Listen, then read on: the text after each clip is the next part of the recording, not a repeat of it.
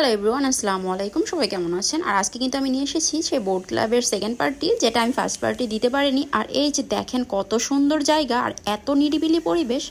আর আমরা কিন্তু চলেও গিয়েছিলাম। আর এটা হচ্ছে যাওয়ার মূল গেটটি, দেখেন কত সুন্দর করে সাজানো গোছানো আর নিরিবিলি পরিবেশ। আর এই যে সামনে দেখতেছেন ছোট্ট একটি ঘর, এখান থেকে কিন্তু আপনাকে অবশ্যই টিকিট কেটে ঢুকতে হবে। আর এই যে দেখেন একটি ভয়ঙ্কর ঘর, আমি তো ভেবেছিলাম না জানি কি, যেয়ে দেখি যে কবুতর।